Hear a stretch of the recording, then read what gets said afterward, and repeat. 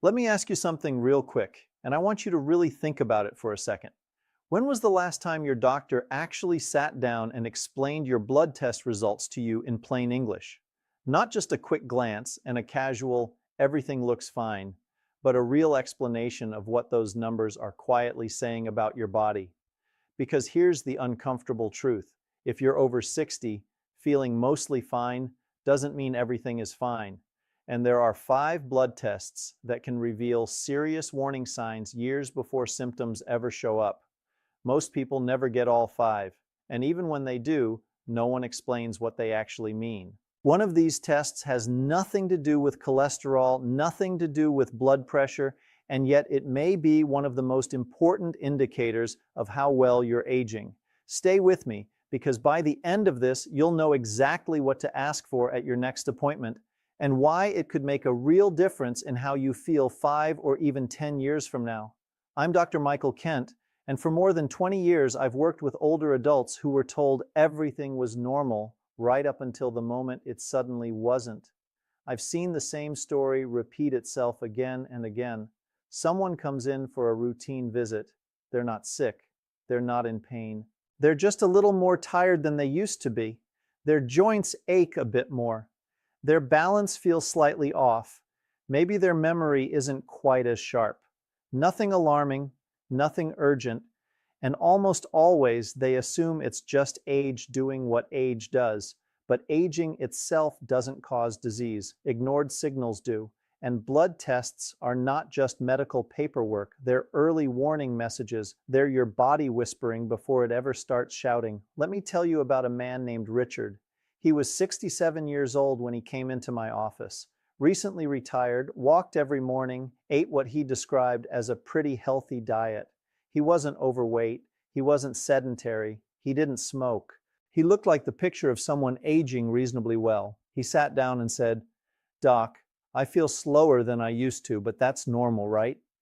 His basic lab work looked fine. Cholesterol, acceptable. Blood pressure, borderline, but nothing that raised red flags. Fasting blood sugar, within range. If we had stopped there, he would have walked out reassured and unchanged. But we didn't stop there, because aging well isn't about passing basic tests. It's about understanding the quiet changes that basic tests don't always catch. The first test I want to talk to you about is one almost everyone has heard of, but very few truly understand, and that's the A1C test. Most people believe this test is only relevant if you have diabetes. That's one of the biggest misconceptions in modern medicine. The A1C doesn't just measure blood sugar on a single day. It measures how much sugar has been sticking to your red blood cells over the past 2 to 3 months. In other words, it shows your long-term blood sugar behavior. And after age 60, even slightly elevated blood sugar can have outsized effects on the body. It can damage small blood vessels, especially in the brain. It can accelerate memory decline. It can increase your risk of falls by affecting nerves and muscles. It fuels inflammation and speeds up biological aging at the cellular level. What concerns me most is how often people are told their A1C is normal when it's actually drifting upward year after year. It might still fall within the official reference range, but that doesn't mean it's harmless. I've seen patients with normal A1C levels who struggled with fatigue, brain fog, and nerve pain, and no one could explain why. When we looked at the trend instead of a single number, the answer became obvious. Their metabolism was changing. Their body was becoming less efficient at handling sugar, and that shift affects far more than diabetes risk. And what's important to understand is that A1C doesn't exist in isolation. It interacts with other systems in your body, especially inflammation, which brings us to the second test. C-reactive protein, or CRP, is one of the most underappreciated blood markers in older adults. I like to describe it as your body's internal smoke alarm. It doesn't tell us where the fire is, but it tells us that something is smoldering. Chronic low-grade inflammation is one of the strongest drivers of age-related disease. Heart disease, arthritis, cognitive decline, cancer, frailty, even depression, all of these conditions share inflammation as a common thread. And here's what makes CRP so important. You can have elevated inflammation and feel completely fine. No fever, no obvious pain, no clear warning signs. That's why CRP is so valuable. It gives us a glimpse into the background stress your body is under every single day. When CRP is elevated, even modestly, it tells us your immune system is constantly switched on. Your repair systems are working overtime. Your body is aging faster than it needs to. This is where Richard's story starts to get interesting. His CRP wasn't extremely high. It wasn't something that would cause panic, but it was elevated enough to make me pause. It suggested that beneath the surface, his body was dealing with more inflammation than it should. That single number prompted us to dig deeper, and what we found next was something his standard labs had completely missed. There's a blood test most people have never heard of, and unfortunately, many doctors don't routinely order it either. It's called homocysteine. Homocysteine is an amino acid in your blood, and when levels rise, it acts like sandpaper on your blood vessels. It irritates the lining of your arteries. It impairs circulation to the brain. It increases the risk of stroke, heart attack, and cognitive decline. What makes homocysteine especially dangerous is how quietly it does its damage. You can have normal cholesterol, acceptable blood pressure, and no symptoms whatsoever, and still have blood vessels that are being slowly injured every day. Richard's homocysteine level was elevated, not dramatically, just enough to significantly increase his long-term risk. No one had ever tested it before, not once, and the reason is simple. It's not part of routine screening. But after 60, routine screening often isn't enough. Homocysteine matters because it connects so many dots. It's influenced by nutrition, especially B vitamins. It's linked to inflammation, and it plays a direct role in vascular health. When we see elevated homocysteine, we don't just see a number. We see a warning that the brain and heart may be under silent stress. What makes this even more important is that homocysteine often points us toward another hidden issue, one that affects energy, balance, memory, and mood. And this is where many older adults struggle without ever knowing why. Vitamin B12 is essential for nerve function, brain health, and red blood cell production. It helps maintain balance, coordination, and mental clarity. The problem is that after age 60, B12 absorption drops significantly, not because people suddenly stop eating well, but because the stomach produces less acid, certain medications interfere with absorption, and the gut itself changes with age. I've seen countless patients with B12 levels that were technically normal, yet they had tingling in their hands or feet, trouble walking, unexplained fatigue, or memory lapses. These symptoms are often brushed off as normal aging, but they're not inevitable. They're signals. Low or borderline B12 can mimic neurological conditions. It can affect mood and contribute to depression. And when combined with elevated homocysteine, it creates a perfect storm for vascular and cognitive decline. In Richard's case, his B12 was low normal. On paper, it didn't look concerning. In context, it explained everything. His elevated homocysteine, his subtle balance issues, his sense of slowing down, it all fit together.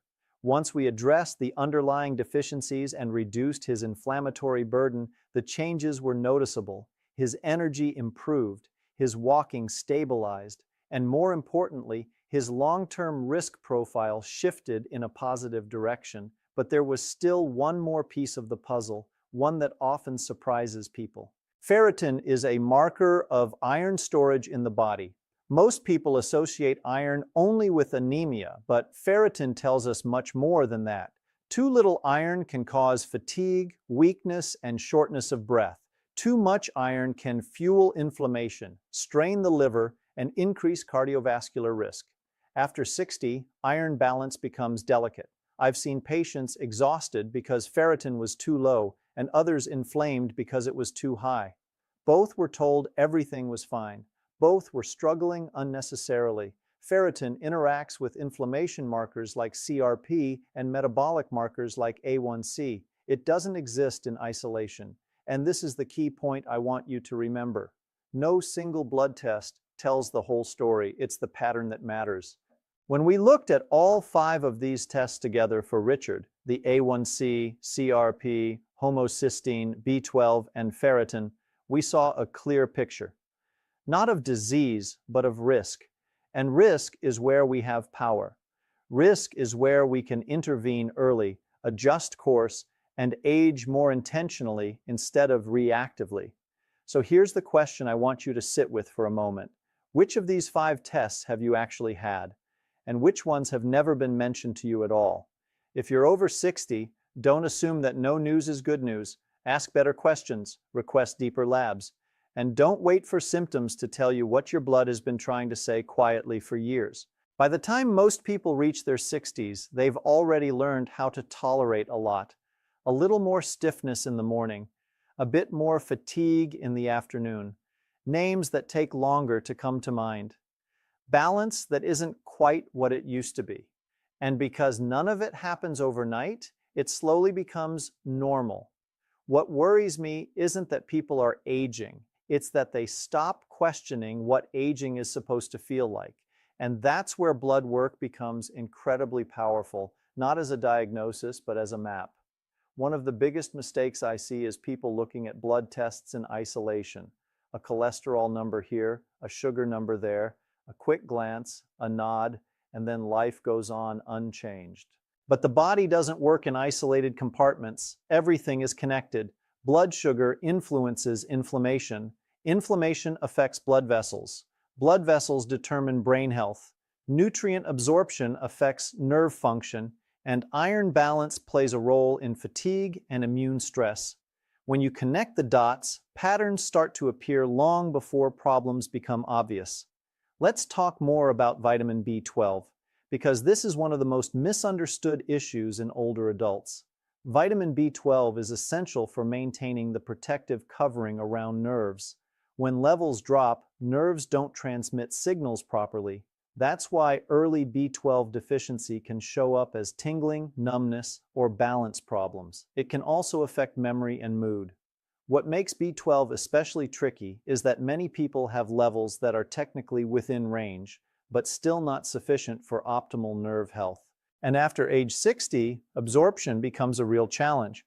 You can eat a diet rich in B12 and still not absorb enough of it to meet your body's needs. This is why symptoms like fatigue or brain fog can persist even when blood work looks acceptable on the surface. When B12 is borderline and homocysteine is elevated, it creates a situation where blood vessels are under stress and nerves are undernourished at the same time. That combination doesn't usually cause a dramatic crisis. Instead, it creates a slow erosion of function. Walking feels less steady, reaction time slows, concentration takes more effort, and people often assume it's just the price of getting older. But here's the important part. Many of these changes are not inevitable. They're modifiable.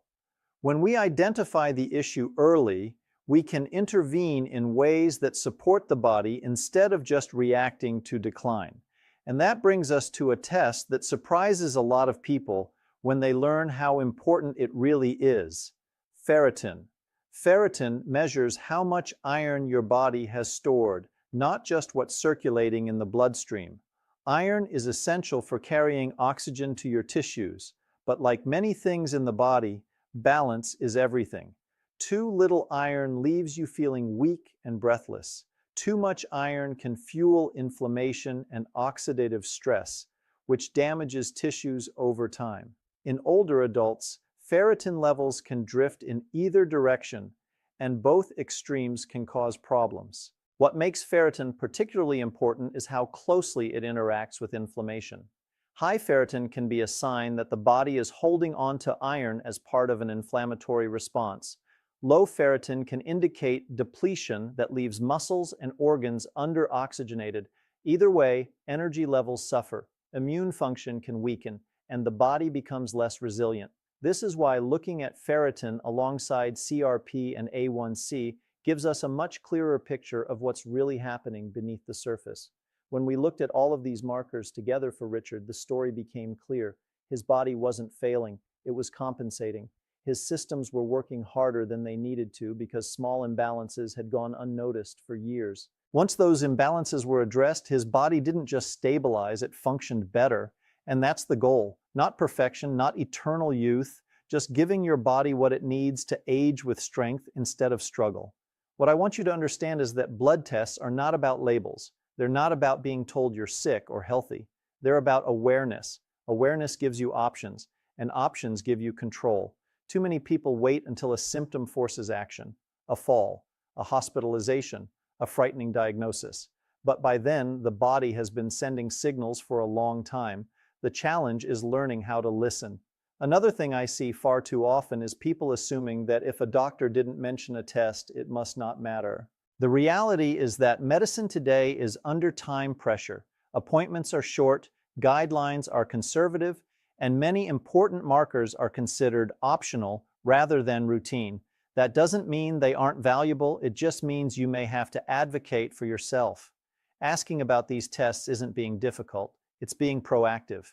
You don't need to memorize reference ranges or become an expert in lab interpretation. What you do need is curiosity. Ask how your numbers are trending over time. Ask whether normal is optimal for someone your age. Ask how inflammation, blood sugar, and nutrient levels interact. These questions shift the conversation from reactive medicine to preventative care. It's also important to understand that improving these markers doesn't usually require extreme measures. Small changes can have meaningful effects. Adjusting diet quality, improving protein intake, supporting nutrient absorption, reducing chronic stress, addressing sleep, staying physically active in ways that support balance and muscle strength. These are not dramatic interventions, but they compound over time, and blood work allows you to see whether those changes are actually helping. One of the most empowering moments for many patients is when they realize they're not powerless. They're not just waiting for something to go wrong. They can see what's happening inside their body and respond accordingly. That sense of agency changes how people approach aging. Instead of bracing for decline, they focus on maintaining function. Instead of ignoring subtle symptoms, they investigate them. If you take nothing else away from this, remember this. Aging is not a sudden event. It's a gradual process shaped by thousands of small factors.